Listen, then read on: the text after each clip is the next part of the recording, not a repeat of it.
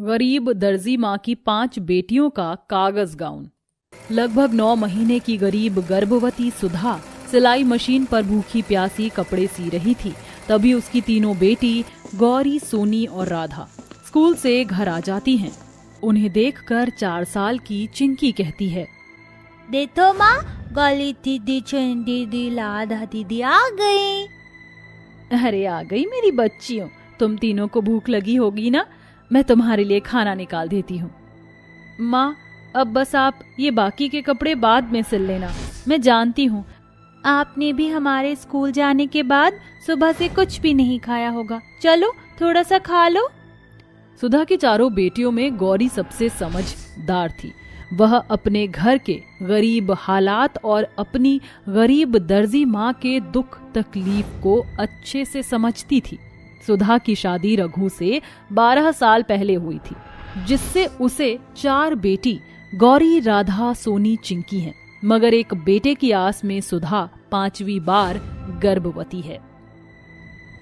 माँ, मेरी स्कूल की सारी कॉपी भर गई हैं, मुझे नई कॉपी चाहिए। सोनी बेटा, मैंने विमला मौसी की ब्लाउज सिले हैं, उन्होंने कहा है 1-2 दिन में पैसे दे देंगे तो फिर मैं तेरी कॉपियां खरीद दूंगी। माँ, फिर मेरे लिए भी एक जोड़ी मोजे खरीद देना, मेरे स्कूल के मोजे बिल्कुल फट गए हैं, इसलिए मेरी क्लास के सभी बच्चे मेरे फटे मोजे देखकर मुझे चिढ़ाते हैं। ये सुनकर सुधा की आंखों में आंसू आ जाते हैं। सुधा का पति एक नंबर का शराबी है, इसलिए दिन भर में वो जो भी कमाता है वो पैसे पीने के पीछे उड़ा देता है। रघु ने कभी अपनी बीवी बच्चों की जिम्मेदारियों को समझा ही नहीं, इसलिए सुधा ने घर में से ही दर्जी का काम शुरू कर दिया, जिससे बड़ी ही मुश्किलों से उसके घर का खर्चा चल पाता है। अपने बेटियों की पढ़ाई लिखाई का खर्चा उठाने के लिए सुधा दिन रात लोगों के कपड़े सिलती है। अरे सुधा, घर पर हो कि नहीं? जी हाँ, अंदर आ जाइए। अरे विमला जी, आप, मैंने जो ब्लाउज बनाने को दिया था वो सिल गया क्या सुधा? आपके दिए सारे ब्लाउज मैंने सिल दिए हैं विमला जी, और तिरपाई भी कर दी है, अच्छे से कर दिया है, फिर भी एक बार आप फिटिंग देख लीजिए। अरे सुधा, तुम्हारे हाथों के सिले गए कपड़ों की फिटिंग क्या ही देखना। मैं तो कहती हूँ जब तुम्हें इतनी बढ़िया सिलाई आती है तो अपनी कोई टेलर की या बुटीक क्यों नहीं खोल लेती हो, फिर तुम अपनी 5 बेटियों को अच्छा भविष्य भी दे पाओगी। ये सुनकर सुधा उदास मन से कहती है, विमला जी, कौन सी माँ अपनी बेटियों को अच्छी जिंदगी नहीं देना चाहती, मगर इस दर्जी के काम से मैं बस इतना ही कमा पाती हूँ कि अपनी बेटियों का पेट भर सकूं। अपनी गरीब दर्जी माँ की ये बातें दरवाजे के बाहर बस्ता लिए खड़ी राधा, गौरी और सोनी सुन लेती हैं। तुम चिंता मत करो माँ, एक दिन हम तुम्हारे सपने को जरूर पूरा कर दिखाएंगी। ये लो सुधा, सिलाई के पैसे लेकर गरीब दर्जी सुधा आंसू भरी आंखों से विमला को देखकर कहती है, आपका बहुत बहुत शुक्रिया विमला जी, आप नहीं जानती इस वक्त मुझे इन पैसों की कितनी ज्यादा जरूरत थी। अब मैं चलती हूँ। सिलाई के बदले मिले पैसों से सुधा अपनी बेटियों के लिए किताब और मोजे खरीद देती है। वो हर दिन बस भगवान से एक ही प्रार्थना किया करती, हे भगवान, दया करके बस इस बार मुझ गरीब दर्जी माँ को एक बेटा दे देना। ऐसे ही समय बीतता है और सुधा को हर बार की तरह 5वीं बार भी बेटी ही होती है, जिसके लिए उसका पियक्कड़ पति रघु उसे बहुत कोसता है। साली थू, तो जैसी औरत पर लानत है लानत। हर बार की तरह इस बार भी तुझे बेटी ही हुई है। अब मैं तुझे और तेरी बेटियों को कमा कर नहीं खिलाने वाला। जिंदगी भर भी आंखें गड़ा गड़ा कर दर्जी का काम करके भी तो इन 5 में से किसी एक के भी दहेज का पैसा नहीं जोड़ पाएगी। रघु की बातें गरीब सुधा को पूरी तरह से तोड़ कर रख देती हैं। समय बीतता है, अब 6 महीने बीत जाते हैं। सुधा लगातार लोगों के कपड़े सिलती है। एक दिन जब उसकी तीनों बेटियां स्कूल जाती हैं तो स्कूल के प्रिंसिपल दुबे जी एक अनाउंसमेंट करते हैं, good morning all the students. 2 दिन बाद हमारे स्कूल में दिवाली का फेयरवेल सेलिब्रेशन है, जिसका थीम है गॉर्जियस गाउन। इसलिए उस दिन सभी लड़कियां गाउन पहन कर आएंगी और जीतने वाले को फर्स्ट, सेकंड और थर्ड के आधार पर इनाम में 50, 25 और 10,000 रुपए दिए जाएंगे। ये सुनकर सोनी, राधा और गौरी बातें करने लगती हैं। गौरी दीदी, अगर हम तीनों ये कंपटीशन जीत गई तो वो पैसे हमें मिलेंगे और उससे हम माँ की बुटीक खोलने में मदद कर पाएंगे। ये सुनकर अमीर, शनाया और परी उन तीनों की गरीबी का मजाक बनाती हैं।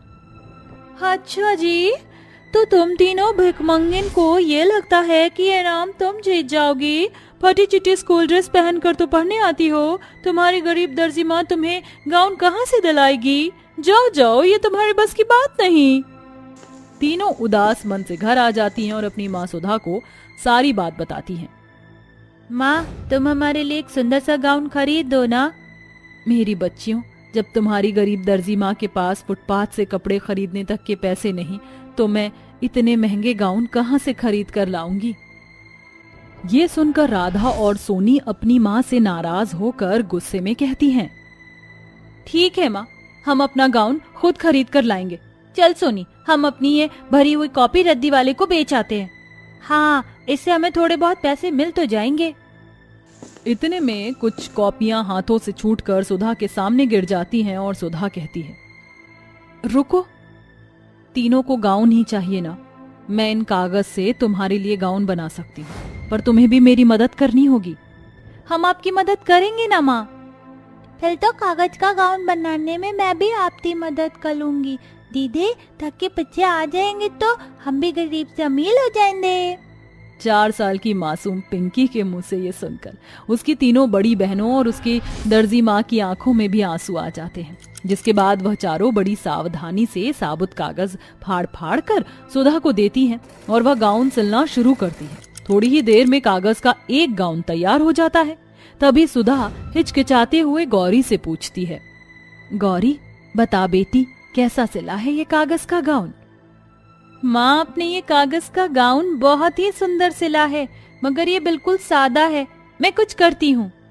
ये कहकर गौरी स्टेशनरी से कुछ रंग बिरंगे ग्लेस पेपर खरीद कर लाती है और उनसे फूल बनाकर कागज के गाउन पर गोंद से चिपकाकर उसे सजा देती है, जिसके बाद उस गरीब दर्जी माँ का सिला हुआ कागज का गाउन देखने में बहुत ही खूबसूरत लगने लगता है। इसके बाद अपनी बाकी की दोनों बेटियों के लिए भी अलग अलग डिजाइन के गाउन सिलती है, जिसमें वह सोनी के लिए बहुत ही बढ़िया बैकलेस गाउन सिलती है, तो राधा के लिए कागज से सिंड्रेला गाउन सिलती है। अगले दिन तीनों सुधा का सिला कागज का गाउन पहनकर स्कूल जाते हुए अपनी दर्जी माँ के पैर छूती हैं।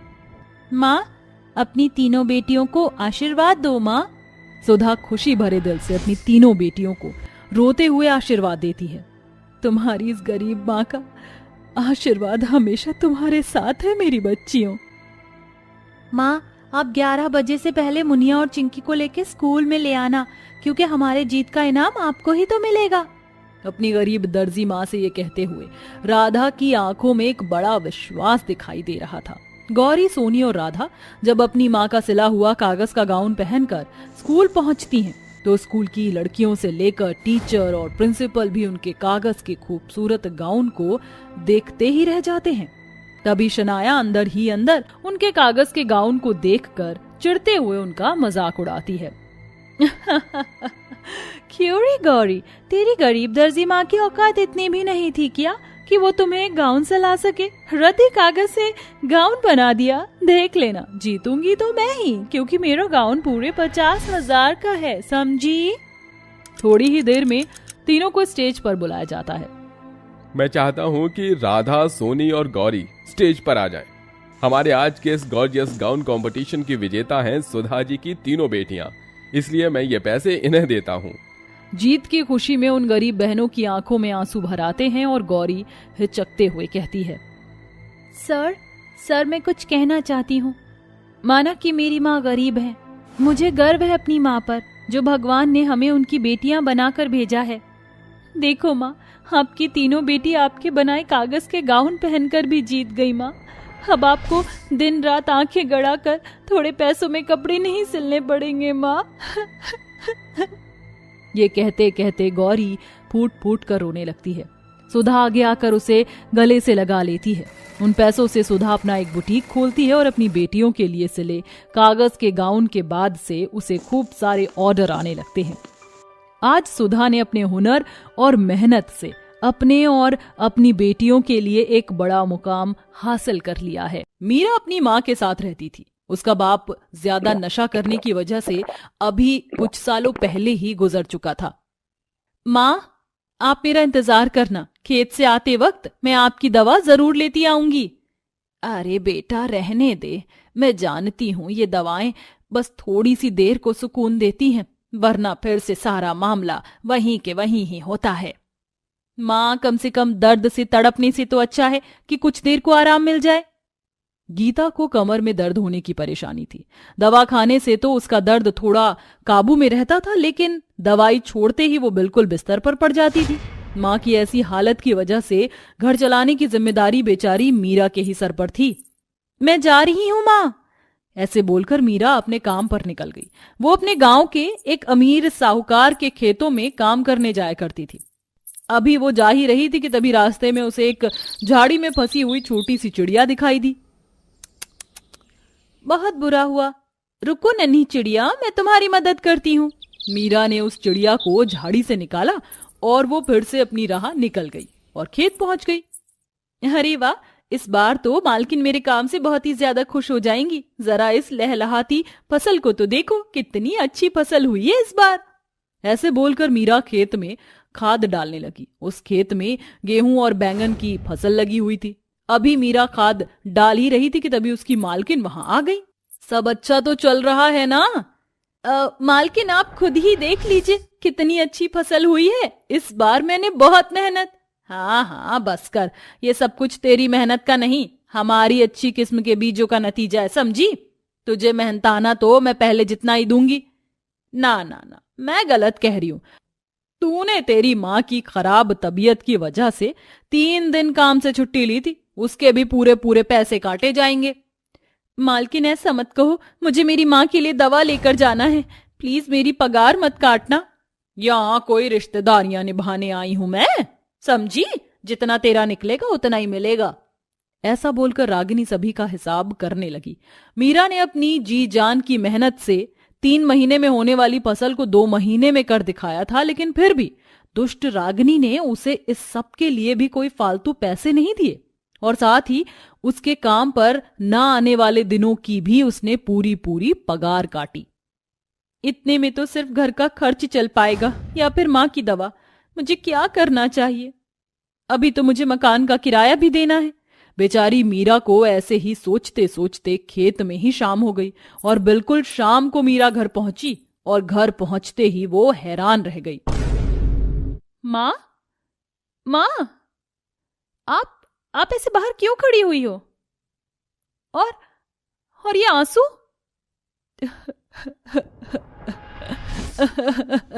बेटा, सब कुछ हमसे छिन गया। देख देख, हमारी आंखों के सामने तेरे बाबा गए और अब ये घर देख बेटा। मीरा ने अपनी माँ को गले से लगा लिया। वो सब कुछ समझ चुकी थी। बेचारी मीरा के हाथों से किराया ना भर पाने की वजह से अब उनका घर भी छिन चुका था और दोनों माँ बेटी बस बेबसी से उसे देख रही थी। माँ, जब तक जिंदगी है हमें कभी भी हार नहीं माननी चाहिए। क्या हुआ अगर ये घर गया तो? चलिए हम फिलहाल मौसी जी के यहाँ चलते हैं। अपने थोड़े बहुत पैसे और सामान लेकर मीरा अपनी माँ के साथ अपनी मौसी जी के यहाँ जाने को निकल गई। वो ट्रेन से जा रहे थे। भाई साहब, मेरी माँ की पीठ में तकलीफ है, प्लीज आप इन्हें थोड़ी सी जगह दे दीजिए। अच्छा, एक काम करता हूँ, मैं खुद इस सीट से उठ जाता हूँ और तुम अपनी माँ को इस पर बैठने के बजाय लिटा देना, ठीक है? ऐसे क्यों बोल रहे हैं? तो और कैसे बोलूं? मैंने इस सीट के पैसे दिए हैं, समझी? अगर सीट चाहिए हो तो तुम भी अलग से 1000 रुपए जमा करो। आई बड़ी भिखारन अपनी माँ को बिठाने वाली। मीरा उस आदमी के बुरे व्यवहार को देख दंग रह गई।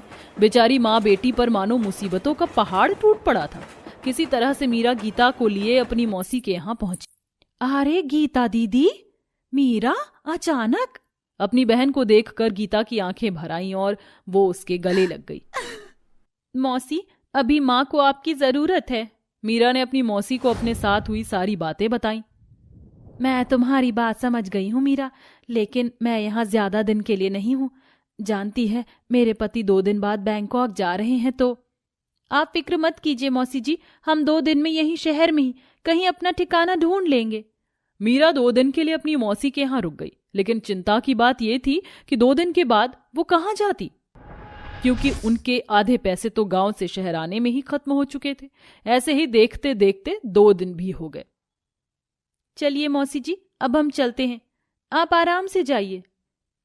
रुक जा मीरा, मैंने तेरे मौसा जी से बात की है। इस इतने बड़े शहर में तू कहाँ भटकेगी? आप परेशान मत होइए मौसी जी, मैं अपनी माँ को लेकर कहीं ना कहीं रहने का इंतजाम कर ही लूंगी।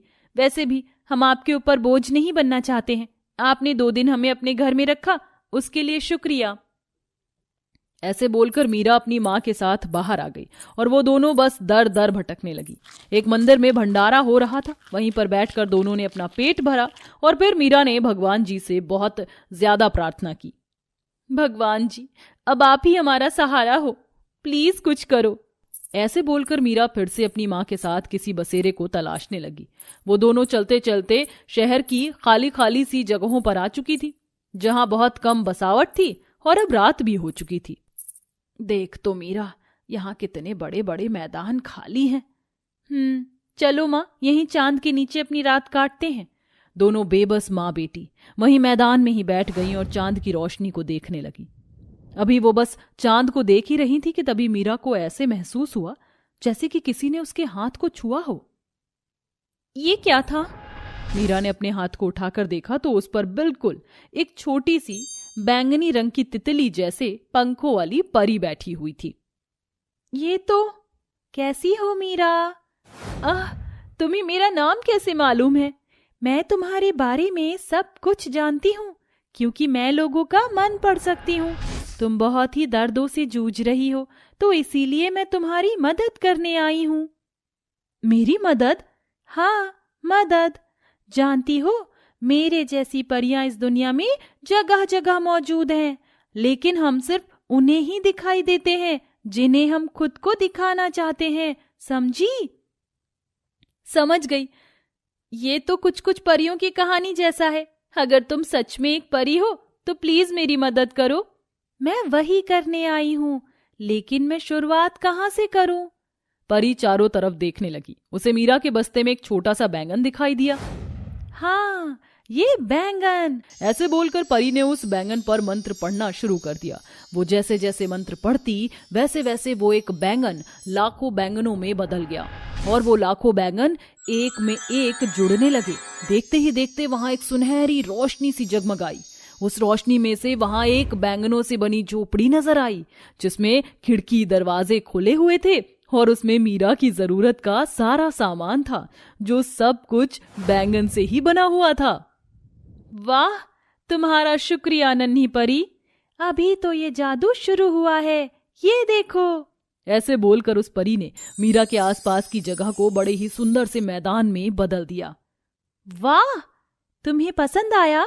मुझे खुशी हुई। जानती हो मैं क्यों तुम्हारी इतनी मदद कर रही हूँ? नहीं, तुम्हें याद है वो चिड़िया जिसे तुमने बचाया था? वो मैं ही थी।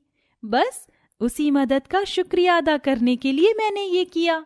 जानती हो, इस घर में और भी बहुत से जादू हैं जो तुम्हें धीरे धीरे पता चलेंगे। अब मैं चलती हूँ। ऐसे बोलकर वो परी गायब हो गई। मीरा और उसकी माँ अपने अनोखे से घर को निहार रही थी। अब उनके दिन बदल चुके थे और मीरा की मेहनत और यकीन की जीत हो चुकी थी।